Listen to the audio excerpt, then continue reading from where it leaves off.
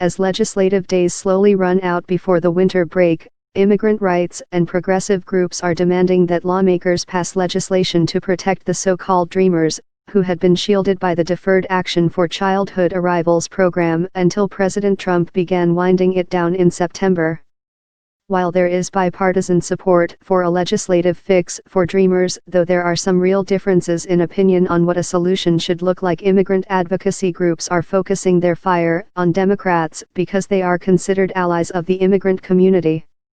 Ben Wickler, the Washington director of a progressive advocacy group, said Thursday morning that if Democrats do not act to protect immigrants this month, they will be scorched by a grassroots uprising hot enough to boil snow. He added, "The Dreamer deadline is December.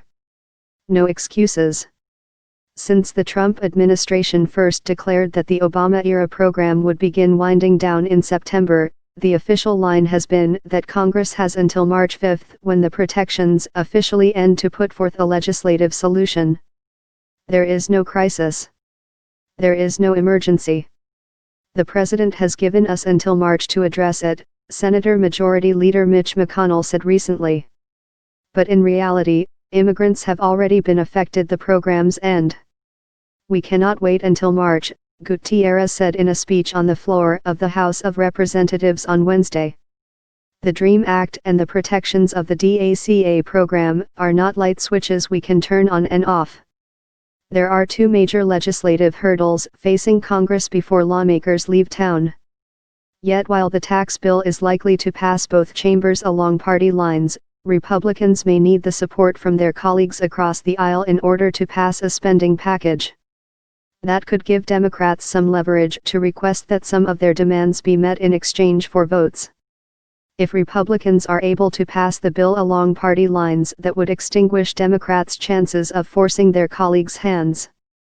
For their part, Democrats have a substantial list of priorities they believe should be included in the spending deal, including money to fight the opioid crisis, funding for the Children's Health Insurance Program, disaster relief, and passage of the DREAM Act. Some Democratic lawmakers have said they will not vote for a spending bill that does not include DACA language. At least one Republican, Representative Carlos Curbelo of Florida, has also said he will not vote for the spending legislation if there is no DACA fix.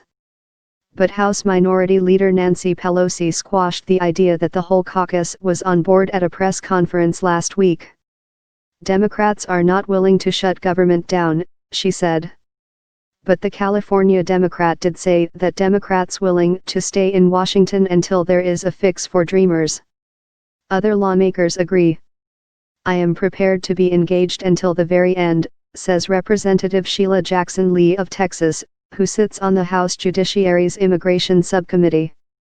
Jonathan Jays, a DACA recipient and a co-founder of the Undocu Black Network, which advocates for undocumented Black people, says life without protection for Dreamers will be tough. His DACA expires in 2019. "Whether or not we pass the DREAM Act, folks will continue to fight, continue to survive and find a way to thrive," Jay says. "But I know that our livelihood and existence in this country is going to continue to be difficult, as it is now."